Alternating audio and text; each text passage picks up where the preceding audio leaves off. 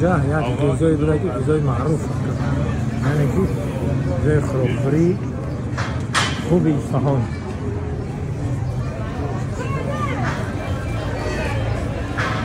مدام بسیار معلوم است که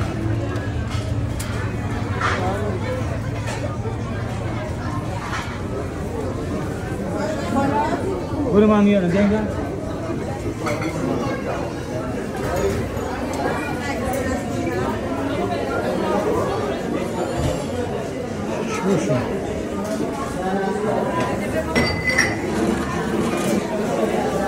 یه بنانه و زعفران. کجای گوسفند؟ ما همه جای گوسفند. همه جای گوسفند؟ از گوسفند میگن؟ آره، از همه جای گوسفند با نعنا و زعفران. نام خوراک چی باشه؟ به میگن بریون. بریون ها؟ بریون. بیا اینجا بریون. این بریون بودن.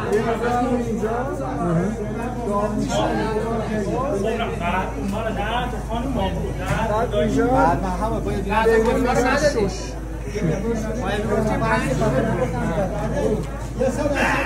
نامش بریون ها؟ بریون، آره. آقا اسم اینجا چیه؟ شاش گوسفنده؟ این جگر سفید گوسفند. جگر سفید گوسفند. این هم آب پوش بشه. همیشه. ولی همین یه ذره بی نهایت سیره. غذا سنگینی. غذا سنگینی. غذای وزنی نه، میگم خوراک وزنی. یعنی که خوراک وزنی خرایدا.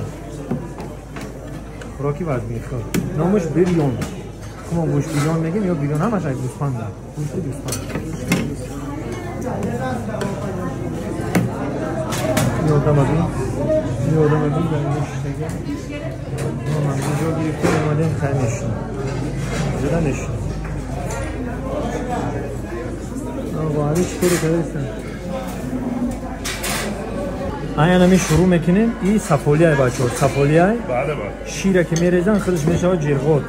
چکه یعنی چکه میشه جرغوت میشه. هیچ خیلی دو بخیرمان چالاو یعنی. اینا همه بریونش. بریانی باز کن ببین. بریون.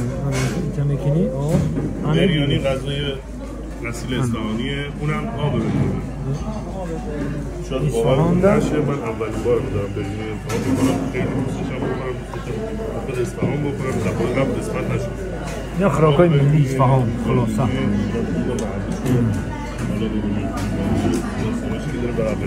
همیشه مدام عجایب اومد که ببینید که شیر میندازن در کاسچه سفالی. کاسچه مایده سفالیه جرغوت میشه با خودش. آره. یه فیلم من بگیرم شما توضیح می‌کنم این بهتریه میشه گوسفند اصلی نیم پخت میشه، دو مرحله چرخ میشه، داخل سریه با زعفران و نعنا تف خورده میشه و اینکه میزن داخل یقلبی و میزن داخل به شما سرو. این هم که کنارشه جگر سفید دنبه قاطش پایین این هم پخته میشه و شما سروش کنید. این هم آب گوشت همین گوشتی که داخلش پخته میشه روش کشک و نعنا یه چیزی خیلی خوشمزه. نظر من خورش ماست هم چیز کنید کام کنم یه چیزی خیلی خوشمزه. باید باشه. نه اینه که بریانی رو بسم الله.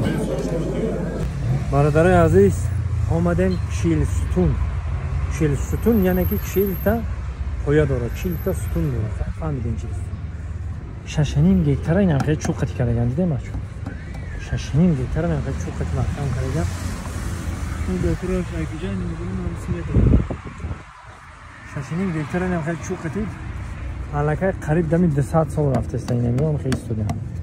لک زدن استودیو. نه کراسکاش کردن استودیو. نامش چیلستون. درام سیاه نپا.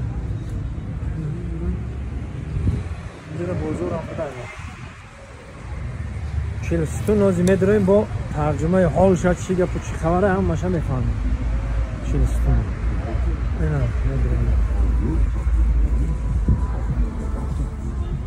خب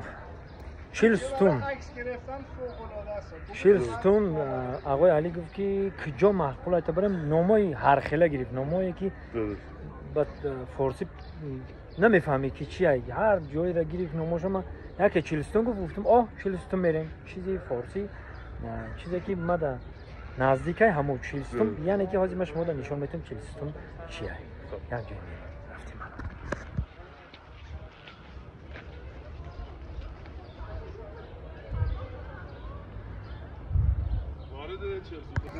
من اینجا اومدم گفتم برای چی اجاره چهلستون بگیم. مقصد چهلستون مقصدش همین بوده که 20 تا ستون داشته اینجا دیدین 20 تا ستون اینجا 20 تا عکسش در آب بوده.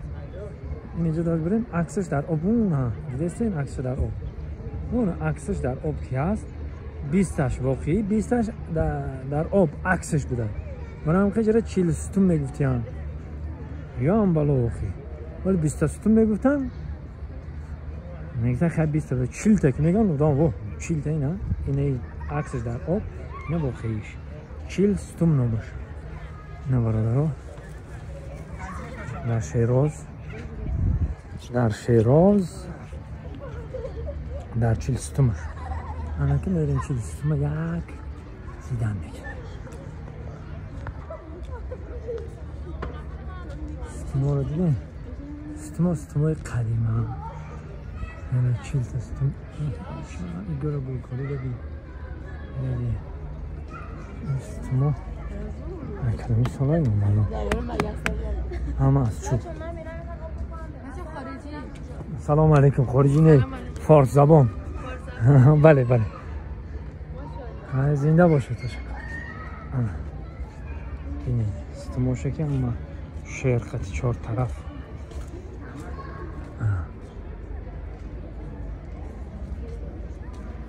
دیگه 4 تا اینجا جای آب بوده فواره جای فواره شد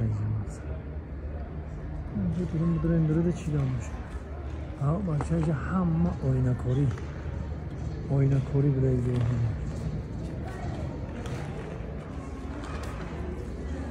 که یک بار درون چی دام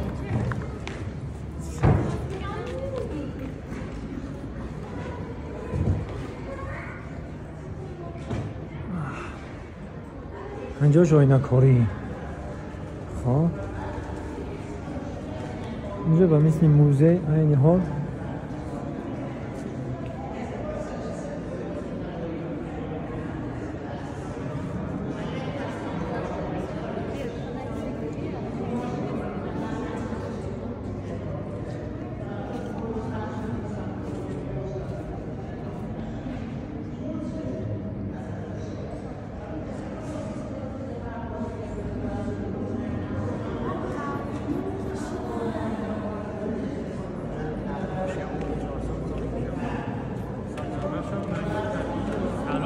فیلش شناختم فیلوش شناختم این اسب سای دیدین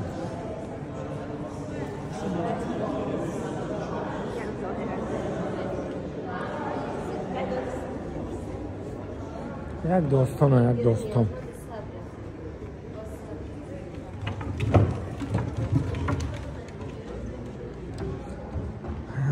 شوشه یک بار ببینید در روشه این چوی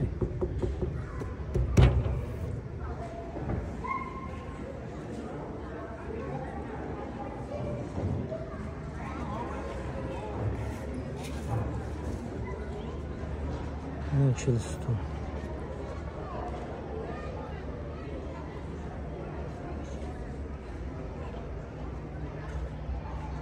دوستان عزیز چهلستون هم که دیدیم 40 ستون 20 تا ستونش واقعی 20 تا دیگهش در این آب عکس که میگیره از این طرف چکر نشان دادم این آب عکسش میبینم با میس جانوای نگاه عکسش در آب است که الان خیلی من هم 40 ستون میگم 20 تا ستونش در اینجا ستون رو نگاه کنید که شیر قطعی وای کرده دید بگید ستون شیره دیده شیر کی هست چه چوای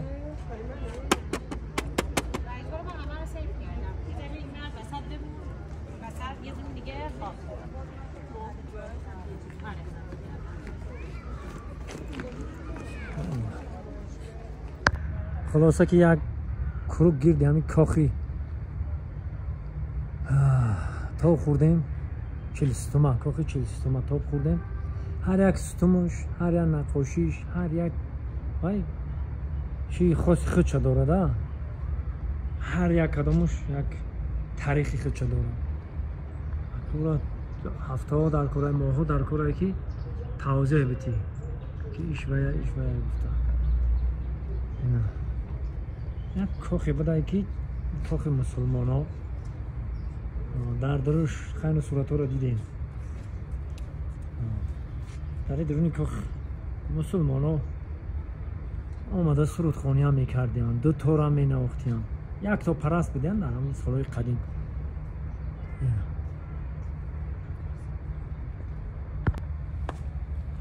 آقا همین چوار رو پشت زنیم جنسش چیه میره این سخته این چقدر هم ببین تیکه تیکه چقدر قشنگ بریده شده ببینی بله درست است نه جنسش چی باشه چوبی چی باشه همین بعد بپرسم بهت بگم خب خبر است ما فکر میکنم که چوبی و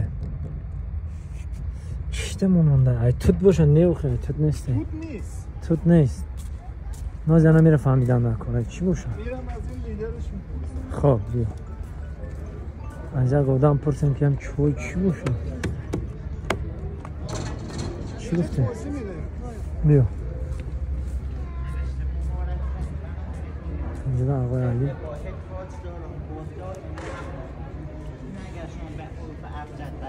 میشه 1057 یعنی شاید واسه دوم از 1052 تا 1057 یه فضای ستون داری شبیه به این نه اینجا اضافه کرده که برخی از مورخین میگن 40 تا ستون هم داشته اون اولیه هیچ این طرف ساخته برای اولین کسی هم که اینجا دعوتش میکنن سفیر هندوستان بود بعد اون پایینی اساس آبی رنگه توش نوشته 1118 از هجرت نبوی بود که آتش به 40 ستون افتاد 1118 میشه زمان شاه سلطان حسین صفوی آخرین پادشاه صفوی یه مراسم اینجا برگزار میکنه تو مراسم یه آتش سوز اینجا رخ میده کل ستون و سقف و دیوار و پنجره و همه از بین میره کلا تا دم کاخم آستانه آتش رفته حالا اثرش هم بهتون نشون میدم بعد که خاموشش میکنن دیگه همه سوخته بود مجدد یه فضای ستون دار درست میکنن این دفعه با چند تا ستون 20 تا ستون بهش هم میگن 40 ستون چون اسمش 40 ستون بوده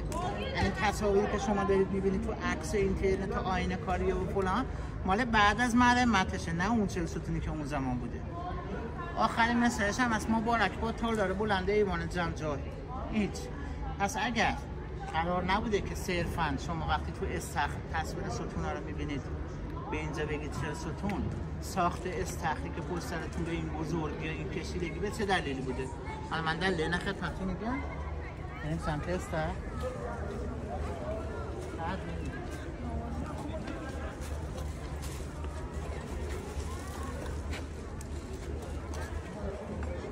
اگر شما تو میدون نقش جهان تشریف برده باشید طول میدون نقش جهان نسبت به ارزش نسبت 3 به 1 داره دوران گذشته وقتی می‌خواستن فضاهای مستطیل شکل را بسازن هم از میدون بالار یا هر چیزی طولش نسبت به این نوع معماری میگفتن نسبت طلایی یعنی میدون نقش جهان طولش 3 برابر ارزش نسبت طلا خیلی قشنگه 4 برابر کشیده میشه 2 برابر کوچیک حالا این استفاده شما طولش 5 برابر ارزشه پس نسبت طلایی نداره دو تا دلیل داره که اینطوریه شما باز برمیگردید میدون نقش جهان تو میدون نقش جهان چه بناهایی سردر دارن سردر یعنی یه فضای قبل از ورود به بنا باشه خوب باشه پاشه کاری باشه خیلی زیبا کدوم بناها سردر دارن؟ مسجد شیخ لطف‌الله و جامعه عباسی آقا بقیه که سردر ندارن چرا؟ ما بناهای سردر دارن که شما مجبور به ورود نباشید توش مخیر باشید یعنی چه؟ یعنی شما چون مجبورید هر هفته یا هر روز برید بازار جنس بخرید تو بازارها سردر نداره خود به خودتون میرید اون زمان چون مجبور بودید هر هفته مثلا برید حمام سردر نداره ولی مسجد مدرسه رو که مجبور نبودید برید پس سردر براتون میذاره که شما رو تشویق کنه به ورود یا لطفا تشویق برید اون سردره به سمت کجاست به سمت میدونه که شما ببینید تشویق میکنه برید تو مثلا مسجد شیخ لطف‌الله یا مسجد جامع عباس. حالا اگر به اینجا نگاه کنید سر سمت کجاست؟ به سمت داخله، به سمت بیرون که نیست که این نتیجه عکس باید بده. یعنی به شما میگه لطفا نیاین تو، بفرمایید برید خونه دو. چرا نیاین تو؟ چون اینجا کاخ قرار نه همه راه بیفتن بیان تو. این سر پس به سمت داخله، دعوت کننده نیست. بعد اون سر داره که دعوت کننده است که مسجد شیخ لطف‌الله باشه یا مثلا مسجد جامع عباسی. درش کجاست؟ از کجا واردش میشی؟ از وسط سر در یه درده. الان شما از کجا وارد شدید؟ از کناره ها اومدید. تو وسطش چیه؟ در نیست. چیه وسطش؟ اون فرو رفتگی هست مثل در میمونه. این شومینه است. شومینه رو کجا میذاشتن؟ تو حیاط شومینه دیدید شما؟ توی این نمیذاشتن که جایی که نشستن، محل نشستن باشه شومینه میذاشتن. محل نشستن نوازنده های شاه بوده اونجا. بعد خیلی میگن پس تو خود کاخ نشونن که یه گروه اور کسی که بخوان بیاد نصف کاخا میگیره. پس پادشاه کوزه بشینه و مهمان هاش اونا میرفتن اونجا مینواختن قیچک، کمانچه، سازهای مختلف. صداش چطوری برسه به گوش کسی که تو کاخ تالارن؟ از طریق آب. الان رودخانه اینجا رود آب داره؟ درسته؟ چون برید کنار پل خاجو، پل سیاسی پل، همه دارن زیر پل ها آواز میکنن. چرا زیر پل ها آواز میکنن؟ چون صداشون اکو میشه. چون آب همیشه نسبت به محیط اطراف خودش دماش متفاوته، سردتره یا گرمتره. پس یه حالتی پیدا میکنه که رسانا میشه، به این میگن ظرفیت دمایی. از این خصیصه اینجا استفاده میکردن، موسیقی که میزدن این صدا رو برسونه به جلو. برای همین نسبتش از 3 به 1 انتخاب نکردن، 5 به 1. یعنی کشیدگیش اینقدر بشه که بتونه صوت برسونه به سمت ایوان و داخل تالار. خلاصه همه قشنگ فهمیدیم که همین چوبا از کنار بوده، همین بالا بالایی که میبینیم همشون زرد و تیلاح بوده. همش در اینجا گفته است با گفت که پادشاه همینجا ششلیک میخوره یعنی سیخ کباب میخوره. از سیخ کباب حالش بد میشه، بندگی میکنه. بعد فرمون میته بچهش که دیگه در مقصد سیخ کباب در سیم نکنین و در چوی انار کنین. بعد چوی انار رو میگیرن میمونن که میگن خب میسوزه، چه خیلی میکنیم سیخ کباب نمیشه، چوب گرسته میسوزه. میگن نه یا خیلی کنین که بچه همین پادشاه گفته که یا خیلی کنین که همون چورا کباب پول نپر کنین. این خمون فرشی میگن پول نپر میکنین که انا مور پول نپر میکنه. میگن انم خیلی کردین خوشرو کنین که نه سیخ بسوزه نه کباب. انا مو دار موندگی بدین نه سیخ بسوزه نه کباب. یه تصویر مشکی رنگ کوچولو اونجا میبینید. درسته؟ اولین ویژگیش اینه که کلاه نداره. هیچ شخصی در گذشته از مرد یا زن تو هر دینی یا تو اینم دیگه پوشش سر نداشته باشه. یهودی هم کیپا داشتن. پادشاهی که کلاه خودش با دست خودش گذاشته سر کی؟ محمود افغان. پس کسی که کلاهش گذاشته دیگه پادشاه نیست. آقا دیگه الان کلاه هم نداره. بعد روشونه این سمت چپش چیه؟ یه گربه سیاه رنگش آویزون شده. درسته؟ چون که همش گربه بازی میکرد بزن که بیاد حکومت کنه، با گربه بازی میکرد. برای دست راستش چیه؟ یه تبرزی روشونشه اگه نگاه کنید، یه عصا و کشکولم رو کمرش. این پس ویژگی های که شاه سلطان حسین صفوی که فتحعلی شاه که مسخرش کنه اومد فاصلش رو داشته نه که تعریف کنه ازش. حالا میتونید عکس بگیرید زومش کنید یادگاری داشته باشید. تشریف بردید بهش میگن اگر خسته شدید یا حالشو ندارید گوش بدید به من بگید.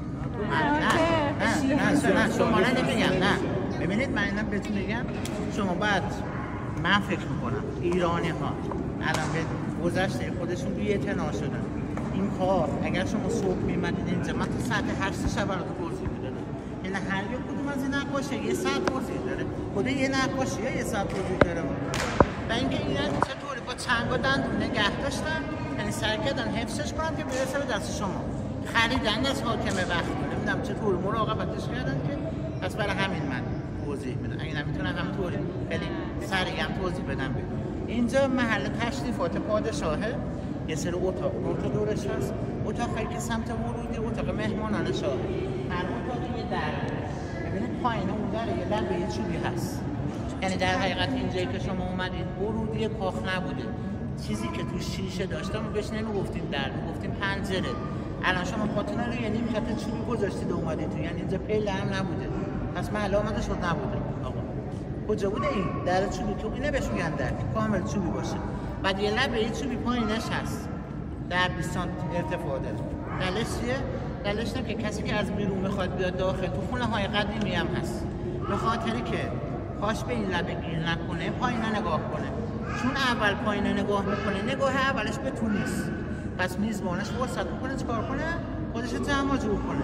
ولی اگر خیلی آدم کنجکاو بود و اول تو رو نگاه میکرد پاش گیر میکرد به خود زمین. به خاطر اینه لبه دارم یه چوب کوبیدن که از بین دارم کسی نگاه نکنه.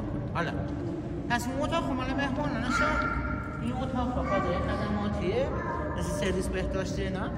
اتاق این بالا 4 تا دونه است. اون یکی که 2 تا پنجره داره پشت سرش 2 تا، اون میشه 3 تا 4. درسته؟ تو اتاق قافل داره. 4 تا اتاق ما گوشه ها داره. بر اساس موازین اسلام هر مردی میتونه 4 تا زن عقد داشته باشه. هر مرد. حالا اگه اومد اسمش پادشاه بود این 4 تا زن عقد دائمش بهشون گفتن سوگلی، خیلی دوستشون داشت. هر کدوم اینجا یه اتاق داشتن. هر وقت اینجا مراسم بود از اون پنجره ها مراسم ها نگاه میکردن. منطقه اینا خیلی با هم رقابت داشتن. یعنی مثلا چون که پسر یه کدومشون پادشاه بشد اون بقیه میخواستن ضدش رفتار کنن، توطئه میکردن، مسئول میکردن همدیگه را فلان اینا. یه کسی یه خواجه یه نگهبان میذاشتن کنارش که از جان خودش رفت از زندش مراقبت کنه. اینا خیلی مقامشون بالا بود. هیچ کس رو حرف اینا نمیتونست حرف بزنه از خانم‌های دربار مثلا. هر وقت مسافرت این 4 تا رو به خودش می‌کشه. بعد این 4 وقت مثلا با شافر مسافرت می‌نشستن رو شطور. رو خود شطور نه. رو اتاقه که چوبی که رو شطور سوار می‌کنن. یک گپی دیگه خوبتر اومد پسند اومد. این 1 تریزه، 2 تریزه، 3 4. دیدین؟ 3 4 تریزه یعنی هر یک مرد میتونه که 4 تا زن بگیره. اصلا 4 تا همون وقتش تا پادشاه زناش هم تریزه وقت ایجاد مجلس میشه، کنسرت میشه، بزم میشه، هم تریزه ها نگاه میکنن زناش. هر 4 زنش هم هر 4 اتاق نگاه میکنن. اون چیزی هم خیلی نفس قانونی ما میگم تا مدن. محمد بورکالی این وسط پنجم شهر واسه دومه با ندر محمد خان، ششمش هم شهر واسه ولی محمد ولی خان که این واقعا ساخته با محمد ولی خان. حالا هر کدوم شما بگید من براتون توضیح بدم. هر کدوم 2 روز نه یه نقاشی کامل براتون توضیح بدم. جذابیت بیشتری. اینو گوش بدید اگه جذاب بود. اینجاش نادرشاه گفت ایشا مش نادرشاه مقالی گفت حالا نقاشی توضیح نقاشیش جا داره. ببین برو سمتش اون نقاشی. نسیشم نمیتونم بگم. این کسی که اینجا بتونه ایبر کنه، این کسی که اینجا بالا مستقلایی نشسته شهر سرباله تو حرات افغانستان به دنیا اومده. یه مادر داشته به نام خیرونسا بیگم مال مازندران و شما اگه برید مازندران چی توش هست؟ یه سری بنا کاخ اشرف و عباس آباد، صفی آباد، چون مامانش مازندرانه بود و چون مادرش مازندرانه بود و سید بود میخواست به همه نشون بده من سیدم. پشت اسمش تو مدرسه شیخ لطف‌الله که برید چی نوشته؟ حرم حضرت رضا که برید چی نوشته؟ شاه عباس موسوی حسینی، یعنی من سیدم، امام موسی کاظم، امام موسی کلب استان علی هم که بود که گفتم. این شاه عباس اول کنارش کی نشسته؟ با لباس نارنجی رنگ محمد ولی خان یا ولی محمد خان پادشاه ترکستان. یه شکست خورده بود از برادرزادش، فرار کرد اومد ایران کمک بگیره از شاه ایران. علامت کمک خواستن چیه؟ دستش رو دراز کرده آقا کمک من شکست خوردم. یه دستش رو دراز کرده دستی میگه چی بود؟ مثلا خم شده یا بعد وزیرش توخرال خان لباس کریمی رنگم یه دست نداره، دوره 3 سالارش بعد هم یه دست نداره. این دلش نکنه اینا دستشو کردن تو آستینشون. این سریالا دیدید یا انگو ماشین جمون بینا شرقی ها دست احترامشون که دستشون کنن تو آستینشون. دست از آستین دراز نکردم، قرو نبودم و دست راستش هم تو آستینشه. به چه دلیلی؟ شما کار روزمرتونه با کدوم دست دور انجام میدی؟ راست. موزه ما با دست راست هم شمشیر میزدن. پس وقتی دست راستش میکشه داخل آستین ما برای صلح اومدیم نه برای جنگ. مثلا شمشیر نیومدیم بزنیم. این مال این. اگر اولین نفر کنار این وزیرش لباس کرمی رنگ وزیرشه طغرل خانه و اولین کنارش عباس کیه؟ چکن بزرگه یه فرد گرجی و مسیحی بود به نام اوندیلاتزه. چون مامانش عباس قزل باشه خفه کردن کمک کرد به عباس که از قاتل مادرش انتقام بگیره. در جنبستی چی رو فهمیدم؟ همشان درست نقل کرد، همون پیکرا و این پیکرا و همین عکسای کشیدگی همین در جمع مسلمان بودن اون وقت بشه دین مبین اسلام که بود شراب هم بود اما چی بود از بسیار از چی از افغانستان سخن میکنه که و همون علما و بسواداش همون افغانستان بودن میگه این فلانچه بود فلانچه از افغانستان که نامش در خاطر من میمونه. افغانستان هم خیلی کارنامه‌ای کرده بودن در اینجا. خیلی بسیارش بای کردم چی میگم بسیارش بنوار گرفتم در تو میمونم دروزی بدم اینه بود چیل ستومه باقی سربند خانواد باشه.